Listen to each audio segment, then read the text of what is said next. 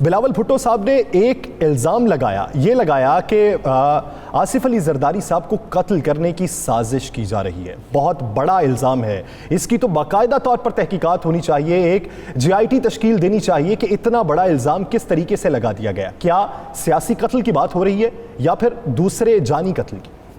बिस्मिल्लाहिर्रहमानिर्रहीम। देखें यह सर एक तो बड़ी क्लियर सी चीज़ है, अगर सियासी कत्ल नहीं है, ये बिलावल साहब ने बाकायदा कहा कि उन्हें कत्ल करने की, जान से मारने की कोशिश की गई। अब इस पर बड़ा देखें, एक पाकिस्तान की कद्दावर सियासी शख्सियत है, पाकिस्तान के साबिक सदर हैं, एक पार्टी के सब कुछ वही हैं।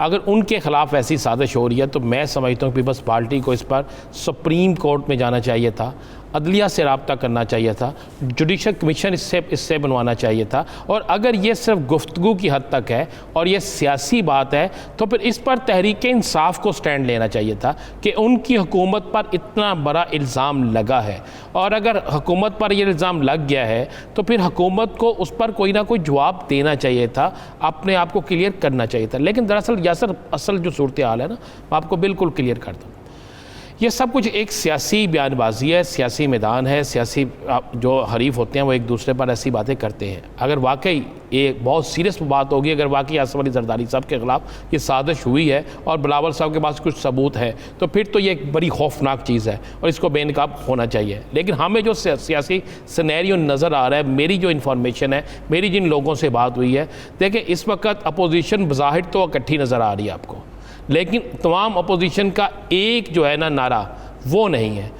बिलावल कहते हैं हम जमहूरी तरीके से तब्दीली लाना चाहते हैं, उसमें जिस तरह नफीसा साहबा ने कहा जी स्पीकर के खिलाफ अदम एतमाद भी है, वज़ीर आज़म के ख़िलाफ़ अदम एतमाद भी आ सकती है। हम जमहूरी कहते इसके हट के नहीं करना चाहते। राना सनाउल्लाह जो कि मियाँ नवाज शरीफ मियाँ शहबाज शरीफ की ज़बान बोलते हैं, उन्होंने तो वाज़ेह आज कह दिया कि मिड टर्म इलेक्शन, अगर मिड टर्म इलेक्शन की तरफ जाते हैं तो ये तो नहीं होगा कि कौमी असम्बली तहलील कर दी जाएगी, वहाँ पे मिड टर्म इलेक्शन होंगे, फिर तो पूरे पाकिस्तान में होंगे।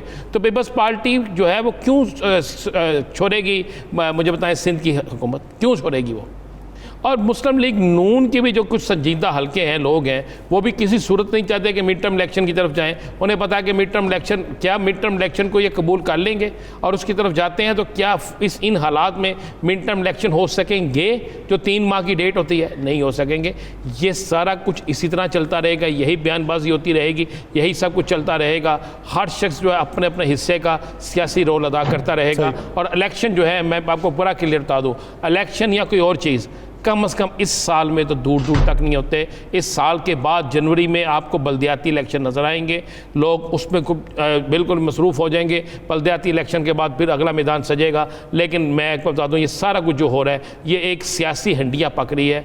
हर शख्स उस हंडिया में अपना हिस्सा डाल रहा है। वो हंडिया 5 साल में पक के तैयार होती है, 4 साल में तैयार होती है। अगर ये कहे कि इस माह में या 2 माह में तैयार हो जाए, ऐसा नहीं। चलें देखते हैं कुंडी साहब इस पर क्या राय रखते हैं। कुंडी साहब, एक तो पहले बिलावल भुट्टो जरदारी साहब के बयान पे बात कर लेते हैं। क्या वो सियासी बयान था, ये जो कत्ल करने की बात की गई, या फिर उसमें वाकई शवाहिद हैं? शवाहिद हैं तो वो क्या है? बिस्मिल्लाहिर्रहमानिर्रहीम। देखें, चेयरमैन बिलावल ने कल एक प्रेस कॉन्फ्रेंस में किए, उसने इल्जाम लगाए, उसमें देखें उसमें उन्होंने जो कहा वो उन्होंने ठीक कहा। देखें, आप नैब की अदालत जो है वो बार बार आसिफ अली जरदारी साहब कह रहे हैं कि आप पेश हों। पहली बात है कि आसिफ अली जरदारी साहब हेल्थ ग्राउंड पे जेल पे हैं।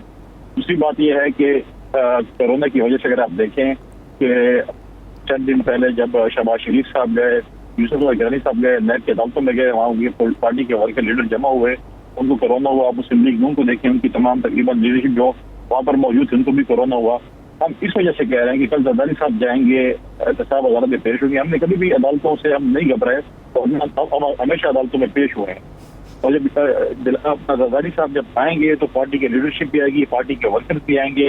वहाँ पर हमें ये खतरा है कि उनकी सेहत जो है इस वक्त भी वो क्योंकि बीमार हैं और सेहत से खतरा है। इसलिए हम कह रहे हैं कि क्या उनको जल्दी पड़ी है कि जी आप डेफिनेटली पेश कीजिए, उनको कहीं मुल्क से बाहर नहीं जा रहा। ऑलरेडी उनके पासपोर्ट हुकूमत के पास है, मुल्क से बाहर भी नहीं जा रहे हैं। तो जब कोरोना का इशू खत्म हो तो किसी भी वक्त तो पेश होकर पहले ही पेश होते रहे पीपल्स पार्टी की लीडरशिप और बाद में पेश होगी। इसलिए हमने इस तनाजुर में कहा है कि ये एक प्री प्लान यानी नासाजी सेहत की वजह से उनको जो बुलाया जा रहा है उस पर ये बात की गई है कि कत्ल की वो धमकियां मिली। जब वो पेश होंगे अदालत में जाएंगे, जब वहाँ पे पार्टी के वर्कर्स और लीडर्स आएंगे तो क्या आप उनको रोक सकेंगे? कौन रोक सकेगा? पहले भी आपने कितनी दफा कोशिश की, आपने हजारों की अदालत में पुलिस खड़ी की, नैब की अदालत के बाहर की, आपने इधर कोर्ट के बाहर की, उनके ऑफिस के बाहर की, उधर भी वर्कर्स पहुंच गए थे। तो ये वर्करों को रोकना पीपल्स पार्टी लीडरशिप वर्करों को नहीं रोक सकती। चाहे हम कहीं भी से अपनाएं, लेकिन वर्कर्स फिर भी आएंगे, लीडरशिप उनकी आएगी और फिर ये होगा कि वहाँ पर खतरा है कि उनकी तरफ ज्यादा बीमार हो जाए।